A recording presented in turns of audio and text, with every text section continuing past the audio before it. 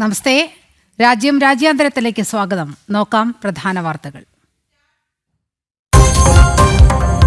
ഭീകരതയ്ക്കെതിരായ പോരാട്ടത്തിന് സൈപ്രസിന്റെ പിന്തുണ. നന്ദി പറഞ്ഞ് മോദി. ഭാരതത്തിന്റെ മികച്ച സുഹൃത്ത്.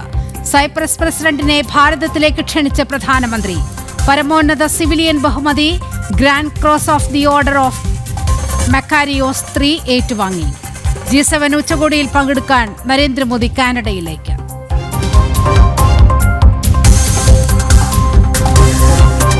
വീണ്ടും പ്രകോപനവുമായി ഇറാൻ. ആണവ നിർവ്യാപന കരാറിൽ നിന്ന് പിന്മാറിയേക്കും. പാർലമെന്റിൽ ബിൽ പാസാക്കാൻ നീക്കം. ഇറാനിലെ ഫോഡോ ആണവ നിലയത്തിനരികെ വൻ സ്ഫോടനം. ആയത്തുള്ള ഖമനിയെ ബങ്കറിൽ ഒളിപ്പിച്ചു. ടെലവീവിലെ US എംബസിയിൽ ഇറാൻ ആക്രമണം. എംബസി താൽക്കാലികമായി അടച്ചു.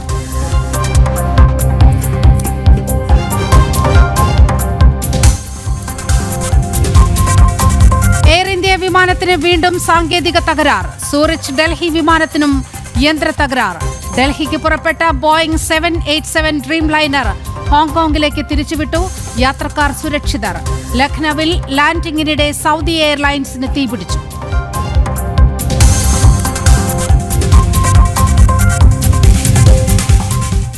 വിമാന ദുരന്തത്തിൽ മരിച്ച ഗുജറാത്ത് മുൻ മുഖ്യമന്ത്രി വിജയ് രൂപാണിക്ക് രാജ്യത്തിന്റെ അന്ത്യാഞ്ജലി. സംസ്കാരം രാജ്കോട്ടിൽ. വിലാപയാത്രയിൽ അണിനിരന്ന് ആയിരങ്ങൾ. സംസ്കാര ചടങ്ങിൽ പങ്കെടുത്ത് അമിത്ഷാ.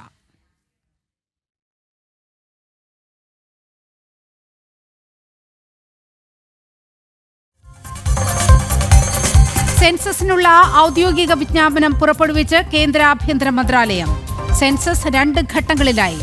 ജാതി സെൻസസും നടത്തും. നടപടികൾ 2027 മാർച്ച് 1 ആരംഭിക്കും.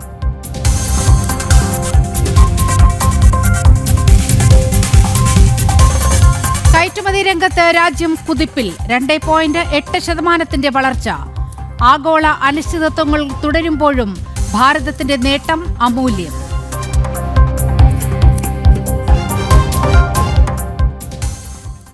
എയർ ഇന്ത്യ വിമാന ദുരന്തത്തിൽ മരണമടഞ്ഞ BJP നേതാവും ഗുജറാത്ത് മുൻ മുഖ്യമന്ത്രിയുമായ വിജയ് രൂപാണിയുടെ സംസ്കാര ചടങ്ങുകൾ രാജ്കോട്ടിൽ തുടരുകയാണ്.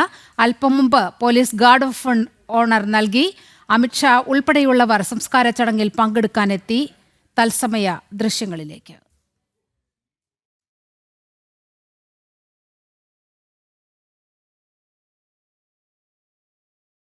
വിവരങ്ങളുമായി ജിഷ്ണു കൃഷ്ണൻ ചേരുകയാണ്. ജിഷ്ണു, അങ്ങനെ പ്രിയപ്പെട്ട നേതാവിന് യാത്രാമൊഴിയേകുകയാണ്. രാജ്കോട്ടിലാണ് സംസ്കാര ചടങ്ങുകൾ നടന്നത്. വിവരങ്ങൾ. രാംനാഥ്പുര ശ്മശാനത്തിലാണ് ഗുജറാത്തിന്റെ മുൻ മുഖ്യമന്ത്രിയും ഒപ്പം BJP നേതാവുമായിട്ടുള്ള വിജയ് രൂപാണിയുടെ സംസ്കാര ചടങ്ങുകൾ നടന്നത്. ഇപ്പോൾ സംസ്കാര ചടങ്ങുകൾ പുരോഗമിക്കുകയാണത്. ഗാർഡ് ഓഫ് ഓണർ ഉൾപ്പെടെ നൽകിക്കൊണ്ട് സംസ്കാര ചടങ്ങുകൾ അവസാനിക്കുകയാണ്. കഴിഞ്ഞ ദിവസം നടന്നിട്ടുള്ള അഹമ്മദാബാദിൽ നടന്നിട്ടുള്ള വിമാന അപകടത്തിലാണ് ഗുജറാത്ത് മുൻ മുഖ്യമന്ത്രിയും മരണപ്പെട്ടിട്ടുള്ളത്. ഇന്ന് രാവിലെയോട് കൂടിയാണ് വിജയ് രൂപാണിയുടെ മൃതദേഹം കുടുംബത്തിന് വിട്ടു നൽകിയിട്ടുള്ളത്. ഇന്നലെ രാത്രിയോടുകൂടിയും വിജയ് രൂപാണിയുടെ DNA പരിശോധനയുടെ ഫലം വന്നിരുന്നു. ശേഷം ഇന്ന് രാവിലെ വിജയ് രൂപാണിയുടെ ഭാര്യ അഞ്ജലി രൂപാണിയും കൂടാതെ മകൻ ഋഷഭ് രൂപാണിയുമാണ് അഹമ്മദാബാദിലെത്തി സിവിൽ ആശുപത്രിയിലെത്തി മൃതദേഹം ഏറ്റുവാങ്ങിയിട്ടുള്ളത്. ഗുജറാത്ത് മുഖ്യമന്ത്രി ഭൂപേന്ദ്ര പട്ടേൽ കൂടാതെ ആഭ്യന്തരമന്ത്രി ഹർഷ് സാങ്വി തുടങ്ങിയവരും സിവിൽ ആശുപത്രിയിലെത്തിയിരുന്നു. തുടർന്ന് അവിടെ സംസ്കാര ചടങ്ങുകൾക്ക് മുന്നോടിയായി ആദരാഞ്ജലികൾ അർപ്പിക്കുന്നതിന് അഹമ്മദാബാദിൽ തന്നെ സൗകര്യമൊരുക്കിയിരുന്നു. പിന്നീട് വിലാപയാത്രയായാണ് രാജ്കോട്ടിലേക്ക് വിമാനമാർഗം എത്തിക്കുകയും അവിടെ നിന്ന് വിലാപയാത്രയായി ഈ രാജ്കോട്ട് സംസ്കാര ചടങ്ങുകൾ നടക്കുന്ന പ്രദേശത്തേക്ക് അദ്ദേഹത്തിന്റെ മൃതദേഹം എത്തിക്കുകയായിരുന്നു. നീലിമ ചൂണ്ടിക്കാട്ടിയതുപോലെ 100 കണക്കിന് പ്രവർത്തകരും നേതാക്കളുമാണ് വിജയ് രൂപാണിയുടെ അവസാന വിലാപയാത്രയിൽ അണിനിരന്നിട്ടുള്ളത്. ഗുജറാത്ത് രാഷ്ട്രീയത്തെ സംബന്ധിച്ച് പരിശോധിക്കുമ്പോൾ സൗമ്യനായിട്ടുള്ള ശക്തനായ BJP നേതാവ് എന്ന വിശേഷണമാണ് അദ്ദേഹത്തിന്റെ മരണവേളയിൽ BJPയുടെ പ്രധാനപ്പെട്ട നേതാക്കളെല്ലാം പങ്കുവച്ചിട്ടുള്ള വിശേഷണം. അത് ശരിവെക്കുന്ന രീതിയിൽ പാർട്ടിയെ കരുത്തിട്ട് നയിച്ച സംസ്ഥാന അധ്യക്ഷൻ, ഒപ്പം ഗുജറാത്തിനെ പൂർണ്ണമായും മുഖ്യമന്ത്രി എന്നുള്ള രീതിയിൽ അതിശക്തമായി മുൻപോട്ട് നയിച്ച മുഖ്യമന്ത്രി, അത്തരം നിരവധി വിശേഷണങ്ങളാണ് തന്റെ രാഷ്ട്രീയ ജീവിതത്തിൽ വിജയ് രൂപാണി നേടിയെടുത്തിട്ടുള്ളത്. പ്രവർത്തകരുടെ മനസ്സറിഞ്ഞുകൊണ്ട് പ്രവർത്തിക്കാൻ സാധിച്ചു എന്നുള്ളത് ഈ ഒരു വിലാപയാത്രയിലെ പ്രവർത്തകരുടെയും ജനങ്ങളുടെയും സാന്നിധ്യത്തിൽ നിന്ന് തന്നെ നമുക്ക് മനസ്സിലാക്കാവുന്നതാണ്. ആഭ്യന്തരമന്ത്രി അമിത്ഷാ സംസ്കാര ചടങ്ങുകൾ നടക്കുന്ന സ്ഥലത്തെത്തുകയും കുടുംബത്തെ ആശ്വസിപ്പിക്കുകയും ആ സംസ്കാര ചടങ്ങുകളിൽ പങ്കെടുക്കുകയും ചെയ്തിരുന്നു. പൂർണ്ണ ബഹുമതികളോടുകൂടിയാണ്, ഔദ്യോഗിക ബഹുമതികളോടുകൂടിയാണ് വിജയ് രൂപാണിയുടെ സംസ്കാര ചടങ്ങുകൾ നടന്നിട്ടുള്ളത്. അഹമ്മദാബാദിൽ എയർ ഇന്ത്യയുടെ ലണ്ടനിലേക്ക് പുറപ്പെട്ട എയർ ഇന്ത്യയുടെ ബോയിങ് ഡ്രീം ലൈനർ വിമാനത്തിലായിരുന്നു വിജയ് രൂപാണിയും സഞ്ചരിക്കുന്നത്. വിജയ് രൂപാണി ഉൾപ്പെടെ വിമാനത്തിലെ 241 പേരും മരണപ്പെട്ടു. ആശുപത്രിയിൽ മൃതദേഹങ്ങൾ സൂക്ഷിക്കുകയും DNA പരിശോധനയിലൂടെ മൃതദേഹങ്ങൾ തിരിച്ചറിഞ്ഞുകൊണ്ടാണ് ഇപ്പോൾ വിട്ടു നൽകിക്കൊണ്ടിരിക്കുന്നത്. ഇന്ന് രാവിലെയാണ് വിജയ് രൂപാണിയുടെ മൃതദേഹം വിട്ടു നൽകിയിട്ടുള്ളത്. ഭാര്യയും മകനും ചേർന്നുകൊണ്ട് ആശുപത്രിയിൽ മൃതദേഹം ഏറ്റുവാങ്ങുന്നതിനായി എത്തിയിരുന്നു. അത്തരത്തിൽ ആ വിമാന അപകടത്തിൽ മരണപ്പെട്ടവരുടെ മൃതദേഹങ്ങളെല്ലാം DNA പരിശോധനാ ഫലം വരുന്ന മുറയ്ക്ക് ഇപ്പോൾ ബന്ധുക്കൾക്ക് വിട്ടു നൽകിക്കൊണ്ടിരിക്കുകയാണ്. നീലിമ, പാർട്ടി വലിയൊരു ദൗത്യമാണ് അദ്ദേഹത്തെ ഏൽപ്പിച്ചിരുന്നത്. ആ ദൗത്യം പൂർത്തിയാക്കാനാകാതെയാണ് വിജയ് രൂപാണി മരണമടഞ്ഞത്. 2027 പഞ്ചാബ് തെരഞ്ഞെടുപ്പിന്റെ പൂർണ്ണമായ ചുമതല BJP നേതൃത്വം അദ്ദേഹത്തെ ഏൽപ്പിച്ചിരുന്നു. അതിനിടയിൽ ആ വലിയ തിരക്ക് ഇടയിലാണ് അദ്ദേഹം ഈ ലോകത്തോട് വിട പറഞ്ഞിരിക്കുന്നത്. ജിഷ്ണു,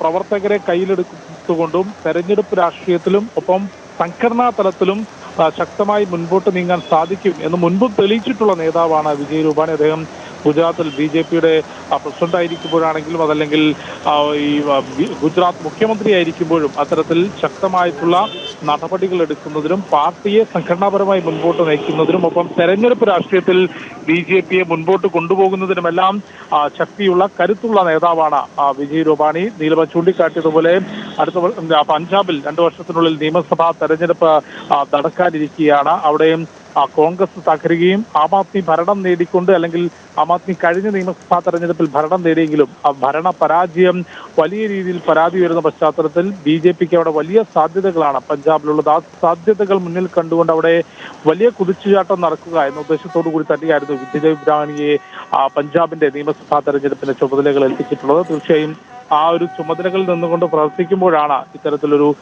അപകടം, അപ്രതീക്ഷിതമായിട്ടുള്ള അപകടം. ലണ്ടനിലേക്ക് ഭാര്യയും മകനെയും കാണുന്നതിനുള്ള യാത്രയിലായിരുന്നു ഇത്തരത്തിൽ അപ്രതീക്ഷിതമായ ഒരു അപകടം, വിമാന അപകടം നടന്നത്. ആ അപകടത്തിലാണ് ഈ ഒരു കരുത്തുറ്റ നേതാവിനെ BJPക്ക് നഷ്ടമായിട്ടുള്ളത്. പഞ്ചാബിൽ നിന്നുള്ള നിരവധി BJP നേതാക്കളും ഈ സംസ്കാര ചടങ്ങുകൾ പങ്കെടുക്കുന്നതിന് വേണ്ടി എത്തിയിരുന്നു. ആഭ്യന്തരമന്ത്രി അമിത്ഷാ എത്തിയിരുന്നു. കൂടാതെ നിലവിൽ ഗുജറാത്തിന്റെ മുഖ്യമന്ത്രി ഭൂപേന്ദ്ര പട്ടേലും ആഭ്യന്തരമന്ത്രിയും ഉൾപ്പെടെയുള്ളവർ, ഗുജറാത്തിന്റെ ആഭ്യന്തരമന്ത്രിയും ഉൾപ്പെടെയുള്ളവർ മൃതദേഹങ്ങളിൽ ആദരാഞ്ജലികൾ അർപ്പിച്ചു. അത്തരത്തിൽ ഔദ്യോഗിക ബഹുമതികളോടുകൂടിയാണ് മുൻ മുഖ്യമന്ത്രി, വിമാനാപകടത്തിൽ മരണപ്പെട്ട മുൻ മുഖ്യമന്ത്രി, ഗുജറാത്ത് മുൻ മുഖ്യമന്ത്രി വിജയ് രൂപാണിയുടെ സംസ്കാര ചടങ്ങുകൾ നടന്നത്.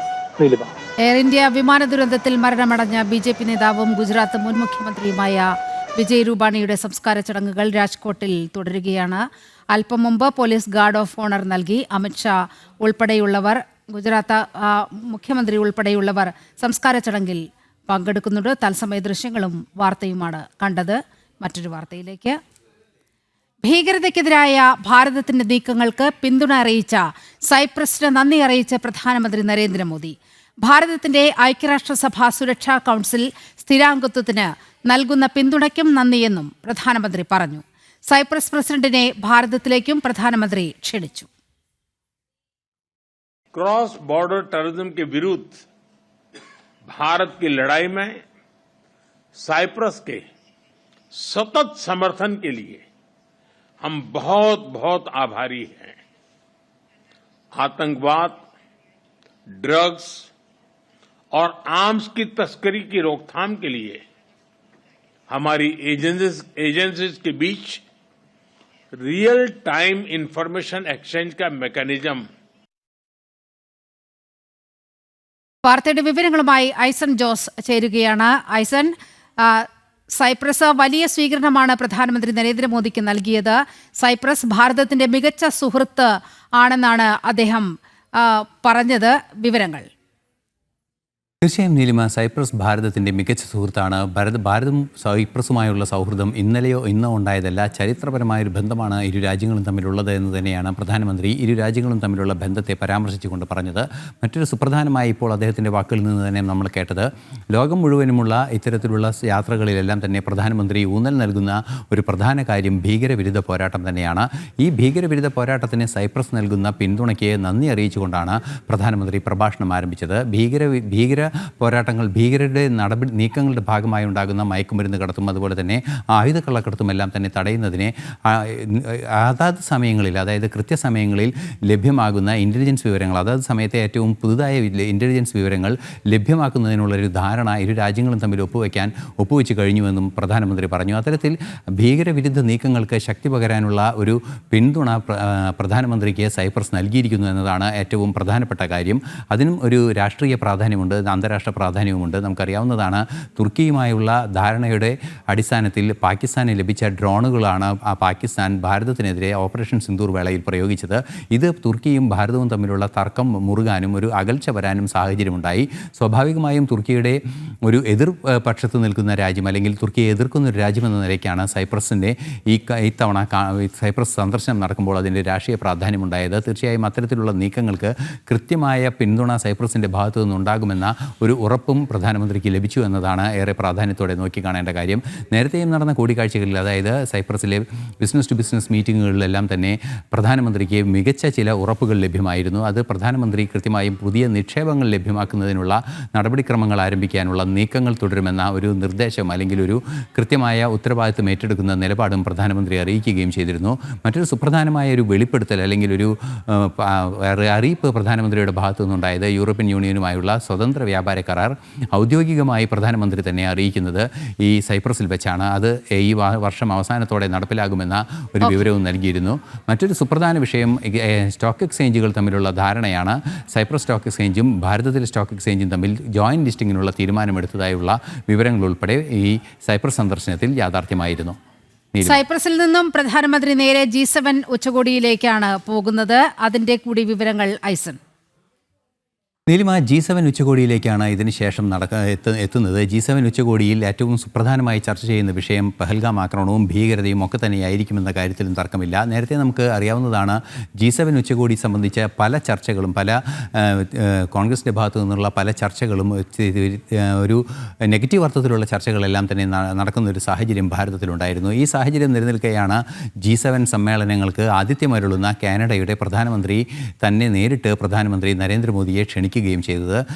പ്രധാനമന്ത്രിയെ ക്ഷണിച്ച വിഷയത്തിൽ മാർക്ക് കാർണി, കാനഡിയൻ പ്രധാനമന്ത്രി, പറഞ്ഞത് G7 രാജ്യങ്ങളോടൊപ്പം തന്നെ നിൽക്കുന്ന സാമ്പത്തിക ശേഷിയുള്ള ഒരു രാജ്യമാണ് ഭാരതം. അതുകൊണ്ട് തന്നെ ശക്തമായി വളരുന്ന ഭാരതത്തിൻ്റെ സാമ്പത്തിക രംഗത്തെ എല്ലാം ചൂണ്ടിക്കാട്ടിയാണ് അദ്ദേഹം G7 സമ്മേളനത്തിൽ ഒരു ഇരിപ്പിടം ഭാരതത്തിന് തീർച്ചയായും ഉണ്ടാകുമെന്ന് അറിയിക്കുകയും ചെയ്തത്. ഈ ചർച്ചകളിലെല്ലാം തന്നെ, G7 ചർച്ചകളിലെല്ലാം തന്നെ ഭീകരവിരുദ്ധ നീക്കങ്ങളും ഈ അടുത്ത സമകാലത്തുണ്ടായ പാകിസ്ഥാൻ വിഷയങ്ങളും ഈ ഇസ്രായേൽ ഇറാൻ സംഘർഷവും എല്ലാം തന്നെ ചർച്ചയാകുമെന്നാണ് അറിയാൻ സാധിക്കുന്നത്. ഐസനാണ്. കൂടുതൽ പ്രകോപനവുമായി ഇറാൻ ആണവ നിർവ്യാപന കരാറിൽ നിന്ന് പിന്മാറിയേക്കുമെന്ന് സൂചന. കരാറിൽ നിന്ന് പിന്മാറാൻ പാർലമെന്റിൽ ബിൽ അവതരിപ്പിക്കാനാണ് നീക്കം. നിലവിലെ സാഹചര്യത്തിൽ ശരിയായ തീരുമാനമെടുക്കുമെന്ന് ഇറാൻ പ്രതിരോധ മന്ത്രാലയ വക്താവ് അറിയിച്ചു. ആണവ നിർവ്യാപന കരാറിൽ നിന്ന് പിന്മാറാനുള്ള നടപടികൾ ഇറാൻ സ്വീകരിക്കുമെന്ന സൂചനകൾ തന്നെയാണ് പുറത്തുവരുന്നത്. ശക്തമായ ആക്രമണം ആണവ കേന്ദ്രങ്ങളിൽ ഇസ്രയേൽ നടത്തിയതിന് പിന്നാലെയാണ് നടപടി. 1970 മുതൽ ആണവ നിർവ്യാപന കരാറിൻ്റെ ഭാഗമാണ് ഇറാൻ. ധാരണയുടെ ഭാഗമാകുന്നതിനുള്ള അംഗീകാരം അന്ന് പാർലമെന്റ് നൽകിയിരുന്നു. ഈ തീരുമാനമാണ് പുതിയ നീക്കത്തിലൂടെ മാറ്റാനുള്ള ശ്രമം ഇറാൻ നടത്തുന്നത്. പാർലമെന്റിൽ ആണവ നിർവ്യാപന കരാറിൽ നിന്ന് പിന്മാറാനുള്ള ബിൽ അവതരിപ്പിക്കാനാണ് കൂടിയാലോചനകൾ ആരംഭിച്ചിരിക്കുന്നത്. ബിൽ അവതരിപ്പിക്കുന്ന കാര്യത്തിൽ തീരുമാനം ഉടൻ ഉണ്ടാകുമെന്ന് ഔദ്യോഗിക വക്താവ് അറിയിച്ചു. ശക്തമായ ആക്രമണം ഇസ്രായേലിന്റെ ഭാഗത്തു നിന്ന് ആരംഭിച്ചതോടെ ഭീഷണി ഉയർത്തുകയാണ് ഇറാന്റെ നീക്കമെന്ന സൂചനയുമുണ്ട്. എന്നാൽ അന്താരാഷ്ട്ര സമൂഹം നീക്കത്തെ ഗൗരവത്തോടെ കാണുകയാണ്. കരാറിൽ നിന്ന് പിന്മാറിയാൽ അന്താരാഷ്ട്ര ആണവോർജ്ജ ഏജൻസിയുടെ നിയന്ത്രണങ്ങൾ ഇറാന് ബാധകമാകില്ല എന്നതും ഗൗരവമേറിയ വിഷയമാണ്. ഇന്റർനാഷണൽ ഡെസ്ക്, ജനം. ഇറാൻ ഇസ്രായേൽ സംഘർഷം രൂക്ഷമായി തുടരുകയാണ്. ഇറാന്റെ ആണവ കേന്ദ്രങ്ങളിൽ ശക്തമായ ആക്രമണമാണ് ഇസ്രായേൽ നടത്തിയത്. ഫോഡോ ആണവ നിലയത്തിലുണ്ടായ സ്ഫോടനത്തെ തുടർന്ന് ഇറാനിൽ ഭൂചലനം രേഖപ്പെടുത്തി. ആക്രമണം ശക്തമായി തുടരുകയാണ്. വെടിനിർത്തലിന് തയ്യാറല്ലെന്നും ആക്രമണം തുടരുമെന്നുമാണ് ഇറാന്റെ നിലപാട്. വൻതോതിൽ ഇറാൻ നടത്തിയ മിസൈൽ ആക്രമണം പ്രതിരോധിച്ചതായി ഇസ്രയേലും വ്യക്തമാക്കുന്നുണ്ട്. ജനങ്ങളോട് സുരക്ഷിത സ്ഥാനങ്ങളിൽ തുടരാൻ ഇസ്രയേൽ മുന്നറിയിപ്പ് നൽകിയിരിക്കുകയാണ്. ഇസ്രയേലിന്റെ ശക്തമായ ആക്രമണത്തെ തുടർന്ന് ടെഹ്റാനിൽ നിന്നും ജനങ്ങൾ പലായനം ചെയ്യാൻ ആരംഭിച്ചു. ഫോർഡോ ആണവ കേന്ദ്രത്തിലുണ്ടായ സ്ഫോടനത്തെ തുടർന്ന് റിക്ടർ സ്കെയിലിൽ 2.5 രേഖപ്പെടുത്തിയ ഭൂചലനവുമുണ്ടായി. വെള്ളിയാഴ്ച വൻതോതിൽ ഈ നിലയത്തിൽ ആക്രമണം നടന്നതായി അന്താരാഷ്ട്ര ആണവോർജ്ജ ഏജൻസിയും സ്ഥിരീകരിച്ചിരുന്നു. ആണവ ചോർച്ച ഉണ്ടായിട്ടില്ലെന്ന് തന്നെയാണ് സ്ഥിരീകരിക്കപ്പെട്ട റിപ്പോർട്ടുകൾ. ഇസ്രയേലിലെ ബെൻ ഗുറിയോൺ വിമാനത്താവളം അടച്ചു. ഇസ്രയേൽ ആക്രമണത്തിൽ ഇറാനിൽ 406 മരണങ്ങൾ സംഭവിച്ചതായി ബെഞ്ചമിൻ നെതന്യാഹു അറിയിക്കുകയും ചെയ്യുന്നു. ഇറാനെപ്പോലെ സാധാരണക്കാരെ തങ്ങൾ ലക്ഷ്യം വെച്ചിട്ടില്ലെന്നും അദ്ദേഹം പറഞ്ഞു. ഇറാന്റെ പരമോന്നത നേതാവ് അയത്തൊള്ള അലി ഖമേനി ഉൾപ്പെടെയുള്ള നേതാക്കൾ സുരക്ഷിത സ്ഥാനങ്ങളിലേക്ക് മാറി. ഖമേനിയെ വധിക്കാനുള്ള ഇസ്രയേൽ നീക്കം അമേരിക്കൻ പ്രസിഡന്റ് ട്രംപ് ഇടപെട്ട് തടഞ്ഞതായും റിപ്പോർട്ടുകൾ പുറത്തുവരുന്നുണ്ട്. യമനിലെ ഹൂതി ഭീകര കേന്ദ്രങ്ങളിലും ഇസ്രയേൽ ആക്രമണം നടത്തിയതായി പ്രതിരോധ സേന സ്ഥിരീകരിച്ചു. ഹൂതി നേതാവ് മുഹമ്മദ് അൽ ഖമറിയെ ലക്ഷ്യമിട്ടായിരുന്നു ആക്രമണം. ഖുഡ്സ് ഫോഴ്സ് ആസ്ഥാനവും ഇസ്രയേൽ ആക്രമിച്ചു. ടെഹ്റാനിലെ ആസ്ഥാനമാണ് ആക്രമിച്ചത്. ഭീകര സംഘടനകളെ പരിശീലിപ്പിക്കുന്ന സൈനിക വിഭാഗമാണ് ഖുഡ്സ്. ഇന്റലിജൻസ് വിവരങ്ങളുടെ അടിസ്ഥാനത്തിൽ കൃത്യമായ ആക്രമണമാണ് നടന്നത്. സേനാ മേധാവി മൊഹ്സിൻ ബക്രി, ഉപമേധാവി അബു അൽ ഫദൽ നിക്യുയ് എന്നിവർ കൊല്ലപ്പെട്ടു. Islamic revolutionary guards core intelligence മേധാവി മുഹമ്മദ് കെസ്മി, ഉപമേധാവി മുഹമ്മദ് ഹസൻ മൊഹൈഖ് എന്നിവർ ഇന്നലെ കൊല്ലപ്പെട്ടിരുന്നു. ഇറാന്റെ 1/3 മിസൈൽ ലോഞ്ചറുകൾ തകർത്തുവെന്നും ഇസ്രയേൽ അറിയിച്ചു. ഇന്റർനാഷണൽ ഡെസ്ക്, ജനം. സെൻസസിനുള്ള ഔദ്യോഗിക വിജ്ഞാപനം പുറപ്പെടുവിച്ചു. 2027 മാർച്ച് 1 സെൻസസ് നടപടികൾ ആരംഭിക്കും. ജാതി സെൻസസും നടത്തും. 2 ഘട്ടങ്ങളിലായാണ് സെൻസസ് നടത്തുക. 16ാമത് സെൻസസിനുള്ള ഒരുക്കങ്ങൾ കേന്ദ്ര ആഭ്യന്തരമന്ത്രി അമിത്ഷായുടെ അധ്യക്ഷതയിൽ ഇന്നലെ വിലയിരുത്തിയിരുന്നു. സെൻസസ് നടപടികൾ വിലയിരുത്താൻ കേന്ദ്ര ആഭ്യന്തരമന്ത്രിയുടെ നേതൃത്വത്തിൽ ഡൽഹിയിൽ കഴിഞ്ഞ ദിവസം യോഗം ചേർന്നിരുന്നു. ഇതിന് പിന്നാലെയാണ് ഇന്ന് ആഭ്യന്തര സെക്രട്ടറി വിജ്ഞാപനം പുറത്തിറക്കിയത്. 2027 മാർച്ച് 1 സെൻസസ് നടപടികൾക്ക് തുടക്കമാകും. ലഡാക്ക്, ജമ്മു കാശ്മീർ, ഹിമാചൽ പ്രദേശ്, ഉത്തരാഖണ്ഡ് എന്നിവിടങ്ങളിൽ ശക്തമായ മഞ്ഞുവീഴ്ചയുള്ള സ്ഥലങ്ങളിൽ മാത്രം അടുത്ത വർഷം ഒക്ടോബറിൽ സെൻസസ് തുടങ്ങും. ഇക്കുറി ജാതി സെൻസസ് കൂടി നടത്തുന്നുണ്ട്. ബ്രിട്ടീഷ് ഭരണകാലത്താണ് അവസാനമായി രാജ്യത്ത് ജാതി സെൻസസ് നടന്നത്. 2011 UPA ഭരണകാലത്ത് അവസാനമായി സെൻസസ് എടുത്തു. 2021 നടക്കേണ്ട സെൻസസ് കോവിഡ് മഹാമാരിയെ തുടർന്ന് വൈകുകയായിരുന്നു. ജനം, ഡൽഹി. അഹമ്മദാബാദിൽ വിമാനാപകടം നടന്ന സ്ഥലം സന്ദർശിച്ച് ബോയിംഗ് കമ്പനി അധികൃതർ. എയർക്രാഫ്റ്റ് ആക്സിഡന്റ് ഇൻവെസ്റ്റിഗേഷൻ ബ്യൂറോ ഉദ്യോഗസ്ഥരും സംഭവസ്ഥലം പരിശോധിച്ചു. അതേസമയം ആഭ്യന്തര വകുപ്പ് സെക്രട്ടറിയുടെ നേതൃത്വത്തിൽ അന്വേഷണ സമിതി നാളെ യോഗം ചേരും. അഹമ്മദാബാദിൽ വിമാനാപകടം നടന്ന മേഖല ബോയിംഗ് കമ്പനി അധികൃതർ സന്ദർശിച്ചു. കമ്പനി അധികൃതരും വിദഗ്ധ സംഘവുമാണ് സ്ഥലത്തെത്തിയത്. അമേരിക്കൻ കമ്പനിയായ ബോയിങ്ങിന്റെ ഡ്രീം ലൈനർ വിമാനമായിരുന്നു അഹമ്മദാബാദിൽ തകർന്നു വീണത്. എയർക്രാഫ്റ്റ് ആക്സിഡന്റ് ഇൻവെസ്റ്റിഗേഷൻ ബ്യൂറോ ഉദ്യോഗസ്ഥർ വീണ്ടും സംഭവസ്ഥലം വിശദമായി പരിശോധിച്ചു. കഴിഞ്ഞ ദിവസങ്ങളിലെ പരിശോധനയിൽ കണ്ടെത്തിയ കോക്പിറ്റ് വോയിസ് റെക്കോർഡർ ശാസ്ത്രീയ പരിശോധനയ്ക്ക് വിധേയമാക്കി വിവരങ്ങൾ ശേഖരിക്കാനുള്ള നടപടി ആരംഭിച്ചു. ഫോറൻസിക് വിഭാഗവും വിശദമായ പരിശോധന നടത്തിയിരുന്നു. അതേസമയം വിമാനാപകടം അന്വേഷിക്കാൻ ആഭ്യന്തര വകുപ്പ് സെക്രട്ടറിയുടെ നേതൃത്വത്തിൽ കേന്ദ്ര സർക്കാർ രൂപീകരിച്ച അന്വേഷണ സമിതി നാളെ യോഗം ചേരും. സമിതിയോട് 3 മാസത്തിനുള്ളിൽ റിപ്പോർട്ട് സമർപ്പിക്കാൻ ആവശ്യപ്പെട്ടിട്ടുണ്ട്. അപകട സ്ഥലത്ത് ദേശീയ ദുരന്ത നിവാരണ സേനയുടെ നേതൃത്വത്തിൽ വിമാനത്തിന്റെയും കെട്ടിടങ്ങളുടെയും അവശിഷ്ടങ്ങൾ നീക്കുന്ന നടപടി തുടരുകയാണ്. DNA പരിശോധനാ ഫലം ലഭിക്കുന്ന മൃതദേഹങ്ങൾ പോലീസ് അനുമതിയോടെയാണ് ബന്ധുക്കൾക്ക് വിട്ടുനൽകുന്നതെന്ന് അഹമ്മദാബാദ് സിവിൽ ആശുപത്രി അധികൃതർ അറിയിച്ചു. ഇതുവരെ 100-ലധികം മൃതദേഹങ്ങൾ DNA പരിശോധനയിലൂടെ തിരിച്ചറിഞ്ഞിട്ടുണ്ട്. ജനം, ഡൽഹി.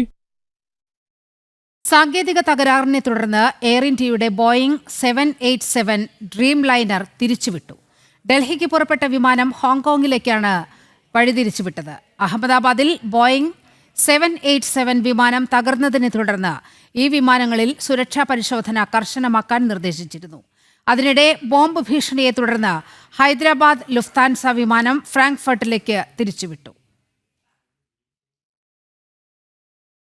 സൂറത്തിൽ നിന്നും ഡൽഹിയിലേക്കുള്ള ബോയിംഗ് 787 വിമാനം വൈകുന്നു. സാങ്കേതിക തകരാറാണ് വിമാനം വൈകാൻ കാരണം. എയർ ഇന്ത്യ വിമാനത്തിലാണ് സാങ്കേതിക തകരാർ കണ്ടെത്തിയത്.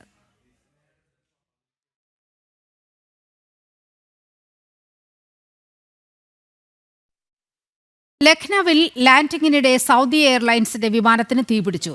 വലിയ അപകടമൊഴിവായത് തലനാരിഴയ്ക്കാണ്. വിമാനത്തിലുണ്ടായിരുന്ന 250 യാത്രക്കാരും സുരക്ഷിതരാണ്.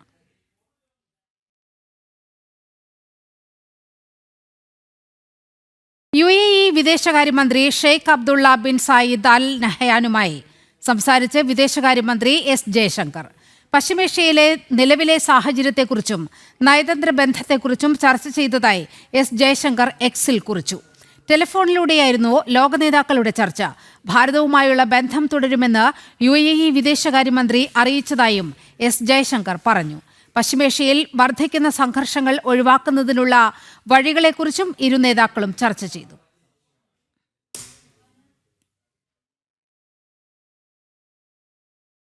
ഡൽഹിയിലെ വസിപൂർ മേഖലയിൽ നിന്ന് പിടികൂടിയ 36 ബംഗ്ലാദേശി അനധികൃത കുടിയേറ്റക്കാരെ ഉടൻ നാടുകടത്തും.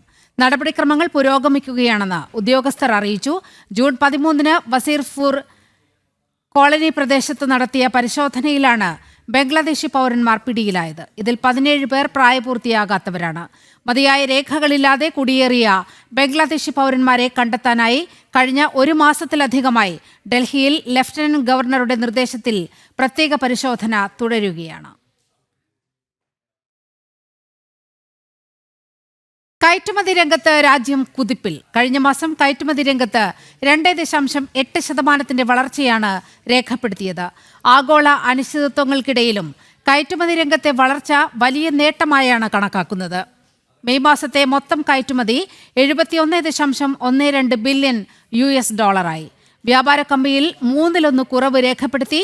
മെയ് മാസത്തിൽ മാത്രം 2.77% വളർച്ച രേഖപ്പെടുത്തി. 2024 മെയ് മാസത്തിൽ $69.20 ബില്യൺ കയറ്റുമതിയാണ് നടന്നത്.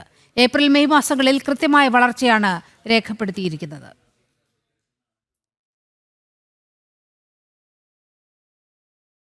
അഹമ്മദാബാദ് വിമാനാപകടം നടന്നതിന് തൊട്ടു പിന്നാലെയുള്ള ഒരു വീഡിയോ കൂടി പുറത്ത്. അപകടത്തിൽ നിന്ന് അത്ഭുതകരമായി രക്ഷപ്പെടുന്ന വിശ്വാസ് കുമാർ രമേശിന്റെ ദൃശ്യങ്ങളാണ് പുറത്തായത്.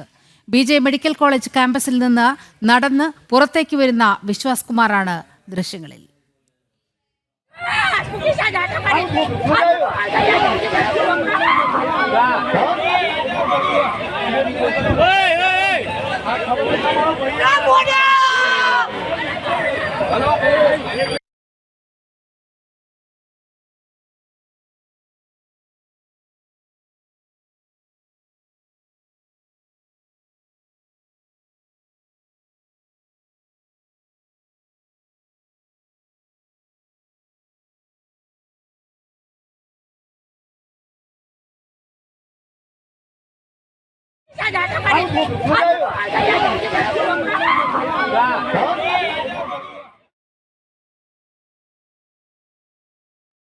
ജിയോ എയർടെൽ കണക്ഷനുകൾ പണിമുടക്കി. രാജ്യവ്യാപകമായി ജിയോ എയർടെൽ കണക്ഷൻ നിശ്ചലമായതോടെ ആശയക്കുഴപ്പത്തിലാണ് ഉപയോക്താക്കൾ. ജിയോ നെറ്റ്വർക്ക് ഉച്ചയ്ക്ക് 1 മണിക്ക് ശേഷമാണ് നിശ്ചലമായത്.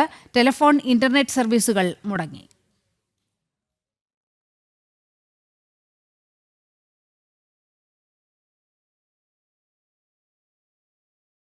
ഇതോടെ ഈ വാർത്താ ബുള്ളറ്റിൻ പൂർണ്ണമാകുന്നു. നമസ്തേ.